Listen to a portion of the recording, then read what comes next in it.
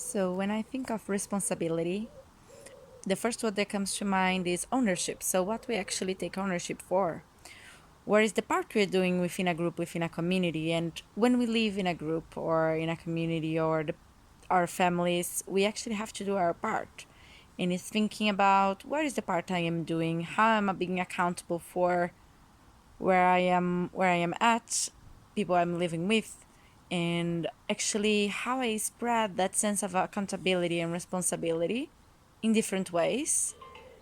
For me, one way can be taking action, another way is actually helping people and educating them towards what responsibility is, what is this shared responsibility that we actually have in ourselves, but also within a group. So I guess when I think of responsibility, I always think of that word as respond with ability. And when I think of that, I think, yeah, I can do that. As an individual, I can respond with the things that I am able to do, able to contribute. So I think individually, I'm up for being responsible and taking on extra responsibility.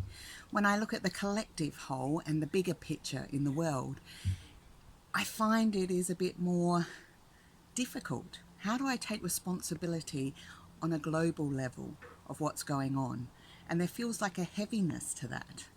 But maybe my thoughts are, and always are, that it starts with us first taking responsibility, and that's the thing that I can control. If I take responsibility for my part in this side of the world, then hopefully that will contribute to the greater whole. So they're my few thoughts on responsibility. Hello, my name is Mark and I live in Berlin. When considering the idea of a responsible ancestor, I think about the planet we live on. And since I don't have a lot of influence on a global level, my responsibility lies within my direct community.